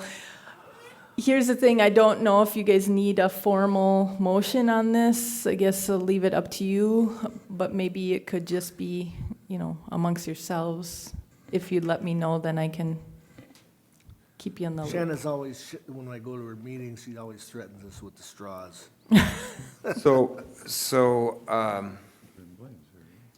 Gentlemen, I'll make this less painful. I recognize the map, and I recognize the amount of geography that covers District 5. I also recognize the fact that Commissioner Lemire is already engaged in the Long Prairie watershed, and I appreciate the work that you've done and your commitment to that. I also recognize that Commissioner Wilson is on standby for issues with the Rum River out in his district. Commissioner Wincher, you'll get your opportunity, I think, probably pretty soon where it'll be inevitable. So if it is looked with favor by the rest of you, I would assume that responsibility. Congratulations, Commissioner. Yeah, thank you for stepping up. Commissioner Congratulations. Blaine. But it also states in here that we should have an alternate to serve in this capacity in the event that there is conflict, and so. I'll make it painless for you. I'll be the alternate. Oh, look at this. Fantastic. Wow. Commissioner Wincher, I'm thrilled of your professionalism this morning. Well, right now, stepping up. So, Mr. Chair, I probably know enough to be dangerous about all this here, so I know just as much as my pinky, so that's why I'll take it on. He's got a biology major. Right. So would the conclusion that the rest of the board would support Commissioner Wincher and I be fair? Absolutely. Absolutely. Thank you for stepping up and doing that. Thank you, Commissioner Lemire, and thank you for your continued work up there and just north of us here too, because you're carrying a lot of water up there, no pun intended. Shannon, anything else for us this morning? And for those of you that might be feeling left out, I'm not feeling left out at all. I can read a map also. I'm not feeling left out. there will be other opportunities for this, so it's never going away.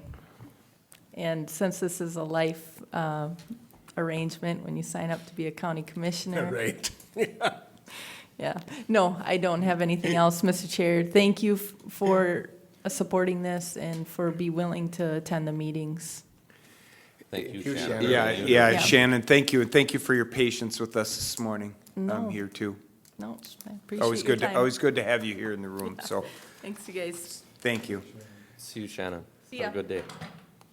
So, gentlemen, we're at the administrator's report, and I think we have a few things to address and clean up, and we'll take care of things. So, Matt, help us out. Okay, thank you. I need to readdress the appointment of the chairman and vice chair of the Morrison County Board from our earlier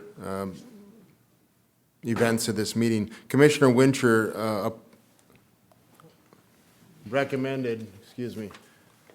nominated Commissioner Blaine to be the board chairman.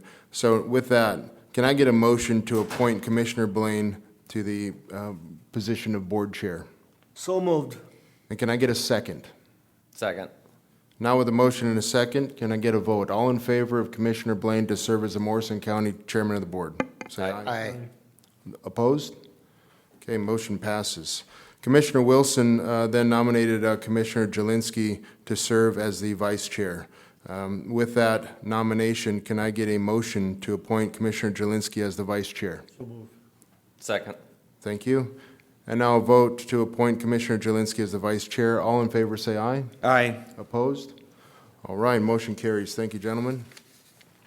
The next item on the list, the administration department is working diligently on implementing or coming up with a policy to implement the OSHA exception, or excuse me, emergency temporary procedure in relation to COVID and the vaccination, or the requirements of employers with 100 employees or more. To this point, we've received that guidance. It is with the Supreme Court. It will be heard on Friday in the Supreme Court to get their decision on it. Inside the state, yesterday, MACA hosted a meeting. We had 97 participants from across the state on how the other counties are negotiating this. And what I can tell you is there are many questions left to be answered. The policy or the mandate is it tells you what has to happen. It's very vague on how it has to happen. So to this point, what we've initiated is to start collecting the vaccination status of the county employees, and we'll use our Paycom system to do that. And then we have until February 9th, by my read of the mandate, to publish a policy on how we're going to execute the mandate. So we'll be working with the department heads as well as union representation to find the best way forward on this and bring to board that policy. Yesterday I received contact from one of the business agents that represents two of our unions, and they have asked to be present as we develop that policy, or at least to review the policy, to be in concert with the unions. And I don't have a problem doing that before bringing it to board. But items that we'll be addressing in that policy include the testing, the weekly testing for non-vaccinated, how it's done, when it's done, who pays for it, discipline actions for those that don't comply, and exceptions and exemptions from the policy. But we're working that fairly diligently and expect to bring it to either the January 18th or February 8th board for decision. Any questions on that? Gentlemen? Mr. Chair, Matt, Commissioner isn't this, Winter. maybe you brought, isn't this going before the Supreme Court to make a final decision? That's going to be what, January? 7th, on Friday. Yes, Commissioner Winter.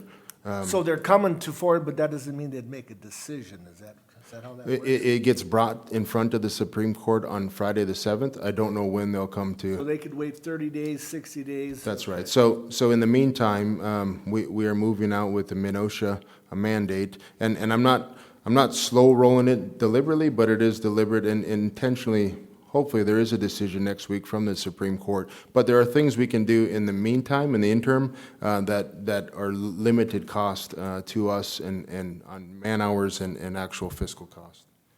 Commissioner Jelinski. Thank you, Mr. Chair. Matt, I've read enough to confuse me, so that's a positive thing, I'm sure. This is a Minnesota issue that we're talking about. This is not federal, or is it federal? It's OSHA. Yeah, I realize it's Federal. OSHA. But so this is coming down, if you will, from way up above to the state of Minnesota, if you will, and then the tentacles are going out to obviously every form of, not necessarily government, but every agency, employer over 100. That's correct. It has over 100 employees. Exactly right. Every employer with over 100 employees, this affects and impacts. Thank you. Thank you very kindly. Other questions, comments? What's the penalties if you don't comply with that It hasn't, mandate? Commissioner Lemire, it hasn't been defined, but what they speculate is that it will be more severe than it has been in the past, is what I read. And it's also a fact that if we do provide or have to provide COVID testing, that the COVID dollars that we received for COVID issues, we can't use. Is that correct? So at least one of the counties answered they were going to use ARP funds to pay for the testing, but most were not. And from what we can see, it is not an option to use ARP funding for testing. Or the COVID funding, Correct. The previous dollars that we received for COVID dollars, we can't use for COVID testing. Isn't that ironic? And I'm sure, Matt and Chair, there'll be plenty more discussion on Oh, there's this. gonna be, yeah. It's gonna be, yeah, I got my opinions on it, but I won't bring it up right now, so. Any other questions? Not for me. Okay, thank you, Mr. Chair. Next item, on Friday, I plan to meet with the Auditor Treasurer as well as the County Attorney and begin our redistricting conversation as we dive into that topic, and we'll bring forward to board how we see things and a way forward and bring recommendations on how it impacts Morrison County. The next item is, unless there's any questions on redistricting. Mr. LeBlanc, the caveat to redistricting still is the decision by the courts of the state of Minnesota and where the lines be drawn, and certainly where the congressional lines be drawn first before cities and counties and legislative districts are decided. Is that correct? So they're not necessarily tied to each other. The county is tied to city, but the state legislature isn't necessarily tied to county. But it can get into precinct within the zoning and redistricting, and that's all what we'll try to explain to you once we get a better picture of how things are developing. Fantastic. Thank you, sir. On that, Mr. Chair, Commissioner Lemire. is the city, was their zoning finalized, or was that just still in the drawing up stage? Still in their draft phase, They have a Commissioner public Lemire? Hearing and stuff yet, right? Correct, but it's enough for us to move on to initiate our planning, and we'll be able to adjust, but we're not ready for a decision until the city does. Very good, thank you.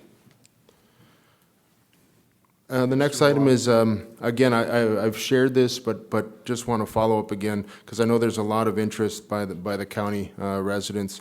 The department heads, along with myself, will begin our ARP discussion on how to commit funds, and that will initiate on the 12th of January. We'll start a brainstorming session on what items we think are best suited for the residents and for the county to apply our ARP funding toward. And then, of course, we'll come back to board before moving out for decision. But that will begin here next week. And if I may, Mr. Chair, Matt, could you give us, and I know the answer, the deadlines when we have to have this? If you could do that. Absolutely, Commissioner Wincher. So the deadline for commitment of funds is the 31st of December of 2024, and the deadline for the expenditure of funds is December 31st of 2026. Mr. LeBlanc, could you give us an update on where we are in the process of looking at adding a potential staff person whose responsibility was going to be centered around a lot of that discussion? Where are we at right now? Yes, Mr. Chair. So the problem statement, as I see it, is how do we develop a plan to obligate ARP funding and begin commitment of those funds while potentially transitioning our Director of Finance or that position? They have a key piece in that. So I believe 2 events are going to happen in this coming year. So with that, my proposal to the board is going to be that we hire on an individual to be a lead agent in this expenditure plan and development of, and eventually assume the duties and roles as the Director of Finance or or our Chief Financial Officer for the county. Where we're at is we're currently reviewing the duty description of our sitting Finance Director and addressing any amendments or adjustments that need to be made to that job description, as well as the Auditor, Treasurer, and myself are working to determine where the person resides and their functions and how they either relate to the Administration's office or the Auditor Treasurer's office. Once we get that sorted out, then we'll have a job posting, and the plan is to bring that to board on January 18th for approval. If approved, then we will post that job description and open it up for applicants, and then conduct the interviews with myself, the current Director of Finance, the Director of the County Auditor Treasurer, as well as the Human Resources Manager to sit that hiring board. Once applicant is decided, we will give them time to come on. In the meantime, or from the time that they start until they assume the position of Director of Finance, we will fund that position using ARP money.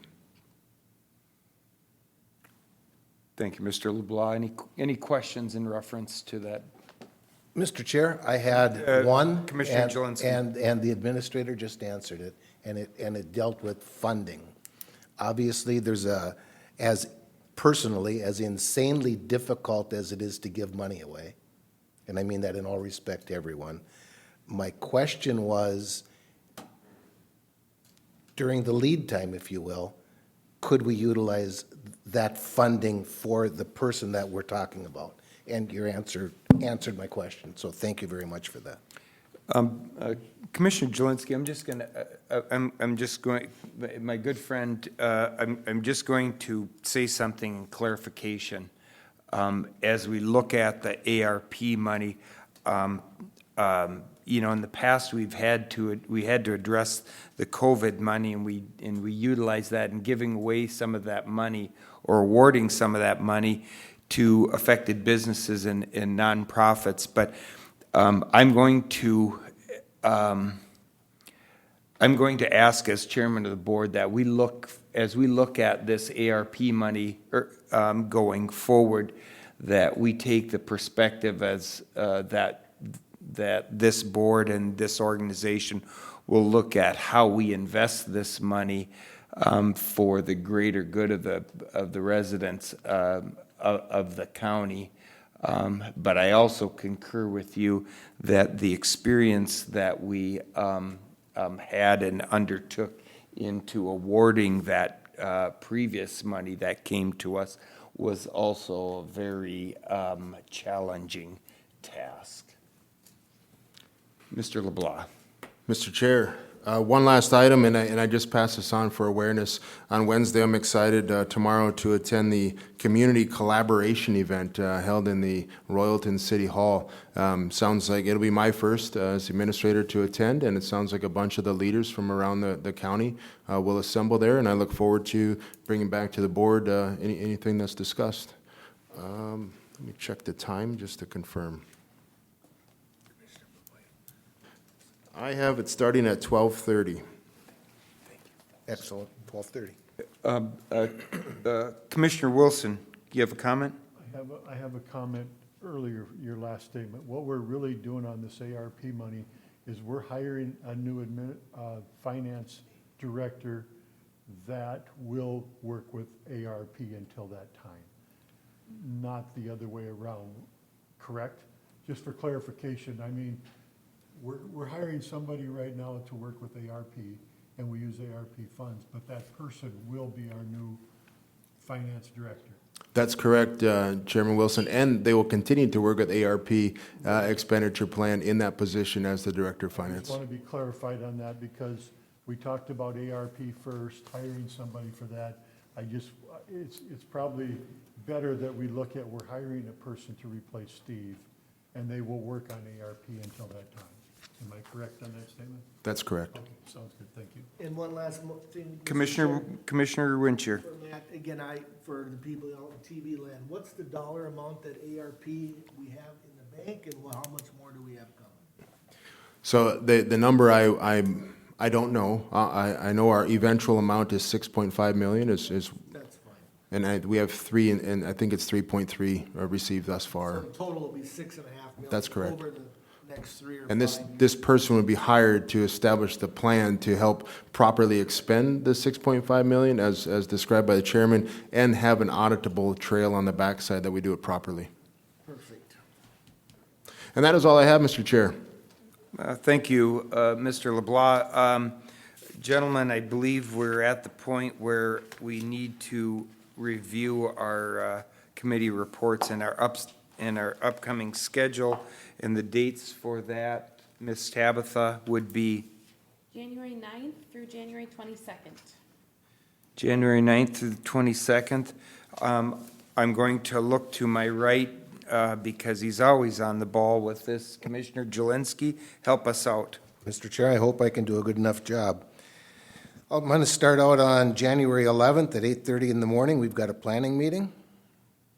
At 12 o'clock that same day, I've got a CAPS meeting. That's upstairs in the jury room, I think. At 2 o'clock in the afternoon, I would have had a 911 telecommunicators work group meeting. However, that work group has completed their task as far as it was directed by the legislature. That information is now going back to the legislature. Allegedly will be passed. Once it's passed, I'm quite confident that I'm going to be asked to be on another work group to follow through with that telecommunicators work group event. But as is now, that 911 telecommunicators work group is done. At 5 o'clock that same evening on the 11th, there's a PC Board of Adjustment meeting here at the Government Center. 6 o'clock? It's, it is 6 o'clock, sorry. What was it? I'm sorry. Oh. I'm sorry. It is 6, sorry. On the 12th, at 8:30 in the morning, there's a department head meeting. I believe it's at the boardroom. On the 13th, at 10 o'clock in the morning, I have a Central Minnesota Next Gen 911 meeting. That's virtual. On the 14th, at 10 o'clock in the morning, I have a Central Minnesota RAC meeting. That should also be virtual still. Nobody cares about my dentist appointment on the 17th. On the 18th, at 9 o'clock in the morning, we've got a county board meeting here at the Government Center. On the 19th, at 5 o'clock in the evening, I have a Hands of Hope meeting. That's virtual. On the 20th at 10 o'clock in the morning, I have a Central Minnesota Owners and Operators Users Group meeting. That is virtual. And, Mr. Chair, I believe that's all I have. Fantastic. Good work, Commissioner Jelinski. Commissioner Wincher? Other than those things, on the 18th, I have a Great River Regional Library meeting at 5 o'clock in St. Cloud. Otherwise, I'm covered. Very good. Thank you, Commissioner Wincher. Commissioner Lemire? January 10th at 2:30, Administrator LeBlanc, and myself, and Tabitha, are you going to? Administrator LeBlanc and myself are meeting with General Cruz at Camp Ripley. Don't specifically know the location where in Camp Ripley yet, though, but it's at 2:30. Yellow Ribbon that same day, 5 o'clock p.m. at the old U.S. Bank building. Look at that, department head. That's it. Thank you, Commissioner Lemire. Commissioner Wilson? On the 13th, I have trails at 6 o'clock possibly. That's kind of the day we do it if we do it. Location? It's City Hall.